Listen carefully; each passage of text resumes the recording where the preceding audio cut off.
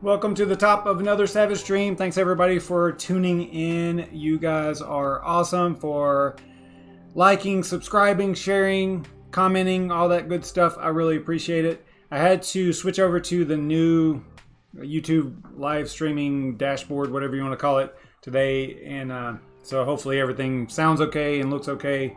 It looked like everything was working. It looks like I'm live from the best I can tell. Hey, what's up? Chan Coin, Crypto McKell, Robert Hawkins, Crypto Mining Lifer. What's going on, guys? Let's see here. Make sure everything's okay. Got a lot of like alerts that I have to go through, and it's asking me to do a bunch of stuff. So we'll let it rock for now. So you all know that one of my favorite projects is Zell, and they have probably my favorite crypto wallet is ZelCore, is one of the projects inside the Zell project. And while I do not know all the features, and I proved that recently, because I didn't know how to go to like street mode and hide the values of everything, because I was wanting to show you guys something and I just couldn't figure it out on the fly like that. I do use this wallet often, and this is not sponsored content at all. The ZelCore team, Daniel Keller, has actually donated some ZelCore Plus subscriptions. I'm going to be using those to give away for various things over the next month or so or whatever. But I do know that ZelCore Wallet supports over 200 assets, but if you include the fact that it supports also Ravencoin assets, then you're talking tens of thousands, because Ravencoin actually has, I think they're up to like 23,000 assets on the Ravencoin network also. So it supports all of those, plus the 200 native, regular tokens that they've added themselves. So it's tens of thousands. And with the latest update, they took it even a step further. And that's what we're going to talk about tonight. Now you can actually import Ethereum tokens, ERC20 tokens, into the wallet. And I know that, this has been available on other wallets already, but this is a great addition to an otherwise awesome wallet by itself, right? So it was awesome before. Now it's got this added capability that's pretty amazing. I don't know why I'm scrolling here. I should be scrolling on ZelCore here. Sorry about that. Here we go. Because we're actually talking about the ZelCore wallet tonight, not Zell the project. We've done some content on Zell recently as well. They didn't need to really make this feature to make the wallet great, but yet here we are. They did it anyway. So I think that's a shout out to the team there. The wallet also supports multiple encrypted wallets on the same device, and so you can have multiple accounts basically, and allows you to access the same account on multiple devices using a salted hash function of username and password combo. It does not require storing any credentials on a centralized server. If you forget your username and password, or your password or your username, there is no one that can help you, because it's not like they can just reset your password. That's not how this works. This is really encryption. This is really secure. So, if you forget your username and password, you're pretty much done. So just keep that in mind. There's no stored credentials anywhere. The accounts are registered on each device locally, and I'm going to show you that in a minute whenever I pull up the wallet. There's also built-in exchange and swap services. If you have the ZelCore Plus subscription, then you can actually use an API integration to trade directly from within the wallet to the exchanges that are supported. And you can see some of them right here. I think there's actually more now. This is probably a little bit outdated. I believe that there's a few more additional exchanges that are supported. So let's go ahead and look at this. Let's look at updating the wallet, because I have not done it yet. So if I go to the wallet, I do have the background enabled here. I normally don't, because I don't like it. But anyway, so you can see, actually you can't see it now. This is version 3.6.4. I believe it's 3.7 is what we're going to go to, I believe. And it says right here, update is ready. Update will be automatically installed upon next ZelCore start. Okay, great. So what I'm going to do is, instead of logging on, I'll just go ahead and close it. And this wallet does have an automatic update feature. right? Now it kind of disappeared on me here. Hang on. Let's see if I can launch it again here. All right, so here is the wallet again. And it says right there, I don't know if you caught it or not, but it says wallet is up to date. Now I have been into this wallet recently, so let me go ahead and log in over here off screen so that I can make sure that things are set up and I don't expose any information here that would put me at risk of losing crypto.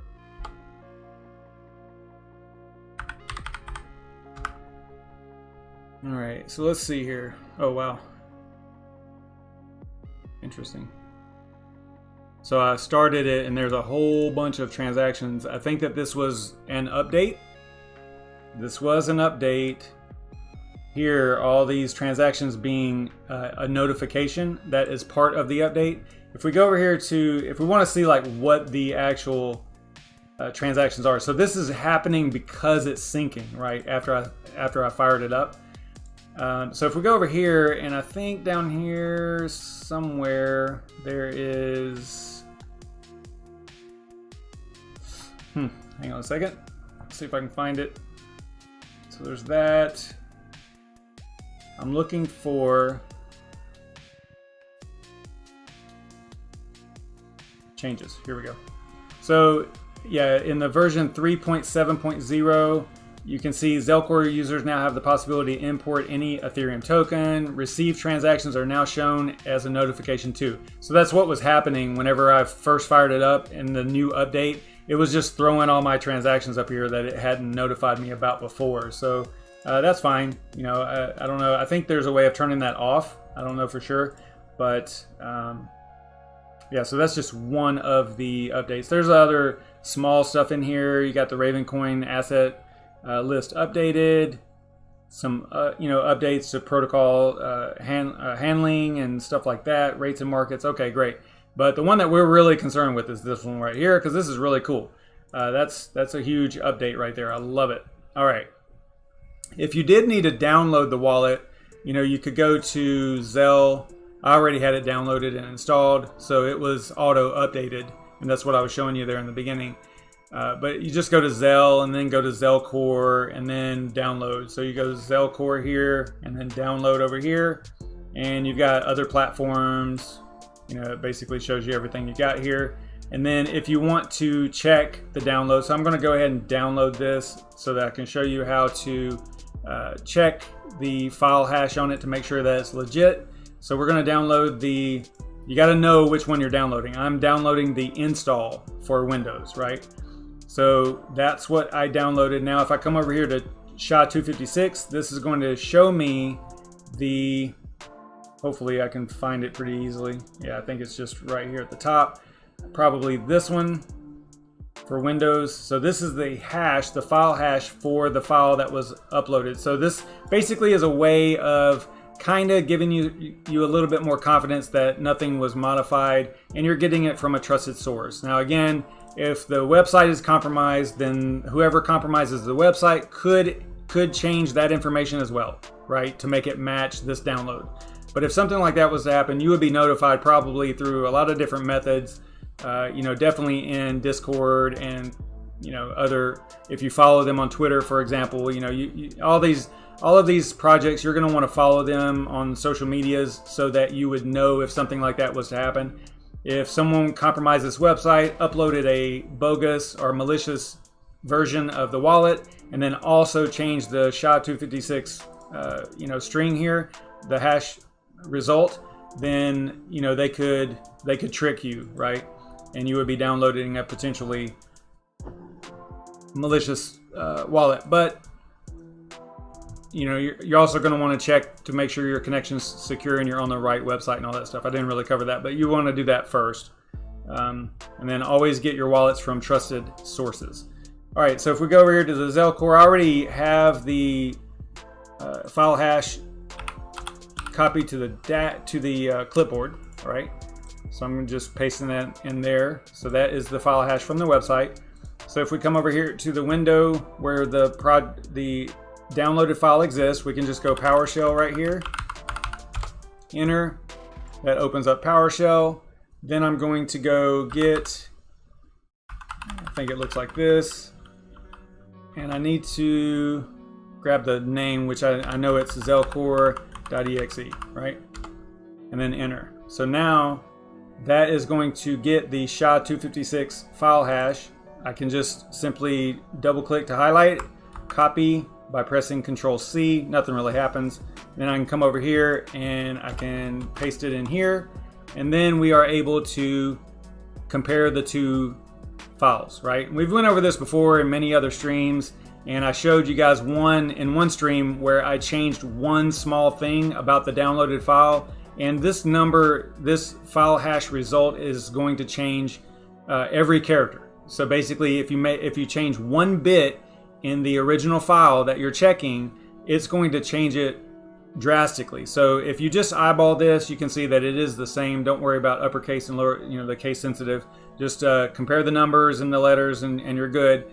And we also learned in that one stream where if you did do that, if you did modify it, and then you go back to the original, so you take that change that you put into the file or the zip file or whatever you're checking, if you take that change out, then it's still going to be a bad result for the hash because it was modified after the hash was created. So it's just a way of verifying the file. That's really all we're talking about here. So I'm going to get out of there. I'm confident that this is good. And then if you were going to install it, this is how you would install it. So you just double click it and off you go. I think it's very straightforward install. I believe I'm using the portable one on my system here. I don't remember. But yeah, so there you go. So that's how you would do it if you were installing it from scratch. I need to fix this. This is bothering me. Let's go to settings, appearance. I'm just going to fix this. There we go. Much better. All right. So here is what we are going to look at. So I have not tried this. You saw me update my wallet live here. So I have not gone through the steps to actually add an ERC token, but I'm excited about this because I want to see how this works. So I believe that all you have to do is click on plus here to add to this specific, because you get like 3. If you have ZelCore Plus, you get these additional 3 wallets, but I think by default you have 3. So I have this one here, the savagemine wallet. So we're good there. So I want to add, what I'm trying to add is actually remember last night, I think it was last night that we did the video on the wrapped CCX, the ERC20 token that's wrapped CCX, wrapped conceal. That's what I'm going to try to add to this. I can't wait to see if it's going to work. So this should be pretty cool. So I have the contract address for CCX copied. I have it in my notes over here, so I'm copying that to my clipboard, right? And then I'm going to click plus here, and then there it is. This is brand new. And I think this is new too. I believe that before this, all you had was these 3. I don't even think you had an import wallet. So this is a new feature as well, I believe. Let's see, I'm not 100% sure, but anyway. So what we want to do is import Ethereum token. Let's see how this works. So the token name, we'll call it, because it is what it is, I'm just going to go WCCX. Actually, let's go wrapped conceal. We'll do something like that. I don't know if it matters. I think that this is just the name that's going to show up in your wallet. The unit, I think this does matter, so I'm going to go WCCX.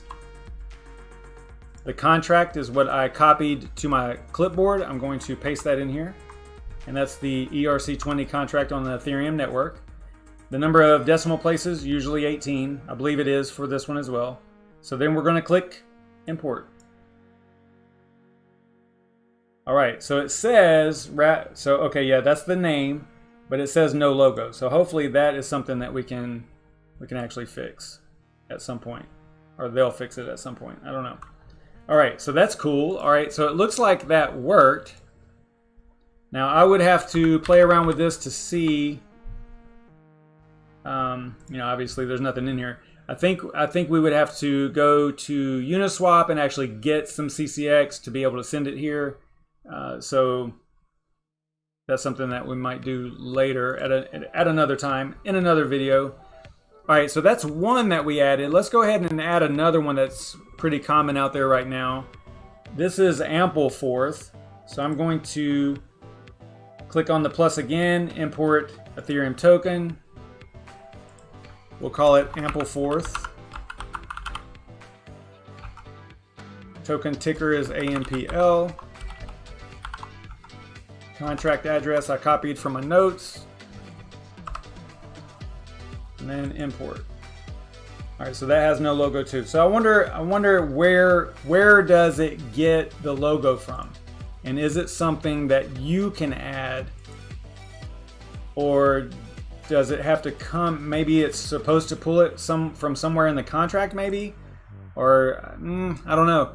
It does seem to be working though, because this is the chart for Ample, right? I don't know if there's anything like that for CCX. Let's go see.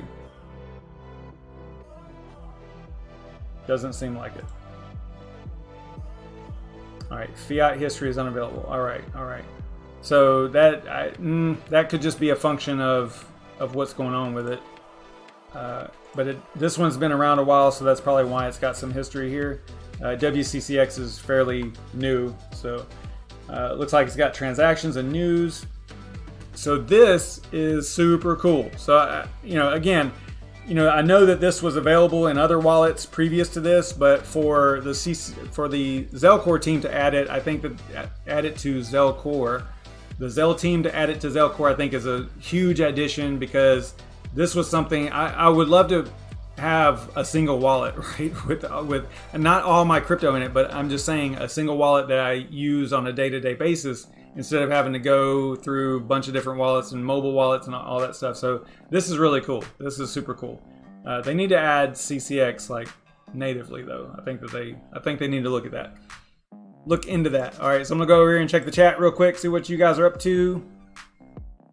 I already said hi to some people. What's up, Shuby? What's up, Sonia Neer? Thanks for posting the information about the Chancoin. Yeah, I did. You can see that right there. I did click it to hide it. Yeah, that's how it's actually done. Yeah, we need players in this tournament, guys. I'm actually giving away 20 bucks in BTC to the winners. Not each, but $20 total in BTC. Just a generous donation on my part. Just to try to get some players in here. Last time we had 21 players, and I would hate to have less than 21 in the second one, right? It would seem like it would be real easy to have more than previously. Now, I do know that the Technicals is not going to be there. He's got a prior engagement. I'm not sure if Crypto Wendio is going to be there. She's busy. And everybody else, let's go and look real quick. This hasn't been that long. This is 20 minutes so far. So let's take a couple minutes. We'll look at the tournament status here and see what's going on with it. Oh, geez. Why does it keep doing this? I tell it to remember me on this computer, but it's like it never does. All right. Go over here to the club. See if anybody's registered. Okay. One. Okay, Doge Lord's in there. All right, cool. So we got him accepted. Now look at all these people that have registered for the club, right? This is from last time too. This is not in the tournament though. In the tournament, it looks like only 8 people have registered so far. So here's the list of players right now. Now, I don't know, Crypto Mikkel, you'll have to tell me whether or not these people, because I know I sent you my transaction ID. I think Yashnik did, Shuby, SerpentX. I don't know anybody else, maybe Red Panda. Maybe everybody did. I don't know for sure. But we need to make sure that they're at least donating a little bit, right? We want to be fair, guys. So if you're going to play, make sure that you actually donate like $5 or $10 to the pool, to the charity pool, because it's not really cool to play in the tournament and then win and not have donated at all, right? That's not cool. So make sure that you donate and get registered for the tournament. It is this Saturday. It's 2 days away. So we need to get this going, man. We need to get some players in here. I'm sure that there'll be a rush, you know, Friday night and Saturday morning. It was that way last time too. Everybody was just trying to get in at the last minute. But it does take a little bit of prep. If you don't have PokerStars downloaded and installed and set up already, then, you know, you might run out of time on Saturday morning if you wait. So we need to get this done. And everybody's invited. Everybody that's watching this video, everybody that follows me on Twitter, everybody. You don't even have to follow me. You know, and all the other guys like Crypto Mikkel and Shuby and everybody else that's out there. Just if you're friends with them, man, let's come and play some poker, man. You know, it's basically free, and you get a chance to win something. Plus, you're playing for charity. So, I think it's awesome. It's a good idea. You know, people right now are kind of wrapped up in their gains, I think. So, you know, things are going pretty well in the crypto market right now, especially for like the people who hold Link. It's been just absolutely killing it. Yeah, so cool stuff. So I think that people are just distracted by the market. They're like, oh my gosh, we're all rich. We're all going to get girlfriends, you know, and all that stuff. So I don't know. I don't know if that's what it is or not, but it seems like people are a little bit distracted. It's probably just the world, right? Everything going on in the world. It's probably what the distraction is. So hopefully we can get some people to focus. For it only lasted 2 hours last time. 21 players. The whole tournament was over in 2 hours, which is pretty solid. That's pretty quick, actually. You know, it's not like a 6-hour tournament or anything, guys. So it's actually not that bad. So I think we'll be able to. I don't know. I just want to have more players. So let's do it. I've been trying. I've been posting on Twitter. Oh, thanks, Chancoin. Appreciate it, man. Yeah, let's definitely have some fun. I think it's gonna be awesome. I didn't see you signed up yet though, so let's make that happen. I guess tonight I will, unless you're max voltage. I don't know. Some people have different names on here than they do on Twitter or YouTube. I was hoping, you know, we hope that people are going to use their same or a similar name over here that they use on YouTube or Twitter so that we recognize them, right? Because I think that adds a little bit of value to the tournament because you're able to see, you know, and know the people that you're playing with. I think that's kind of cool. So it would be nice if you sign up in that way. Crypto mining lifer, is ETC working now? What, in the Zellcore wallet? I don't know. Was it down? It looks like it's working. Yeah, ETC's had some problems with the withdrawing and sending and receiving and all that stuff since the 51% attacks. Yeah, I'm gonna play around with this. This is really cool.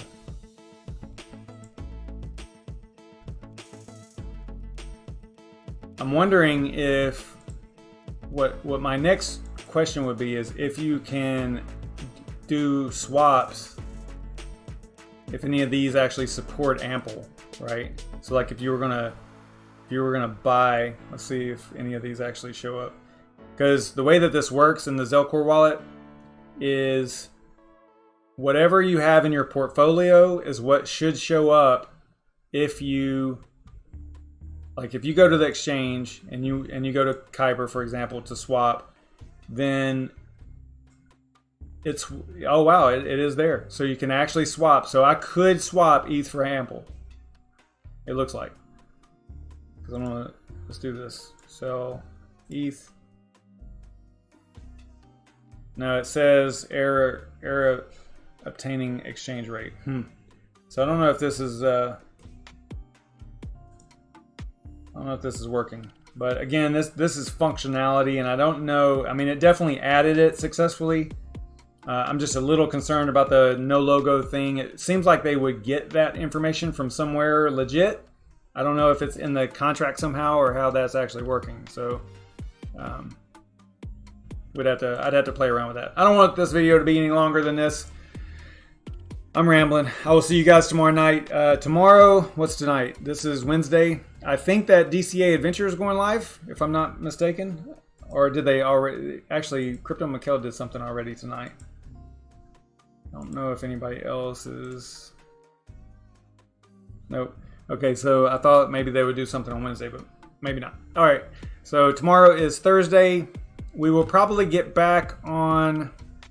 I'll probably do the CCX DEX, the concealed DEX tomorrow, most likely. And then Friday, we'll have, you know, Crypto Fireball Friday. No telling what we'll cover. I need to get back in the vault because I think that I need to readjust some of the way the fans are sitting in there and how the GPUs are oriented, because it's pretty cool. I mean, it doesn't get too hot in there. It's not crazy.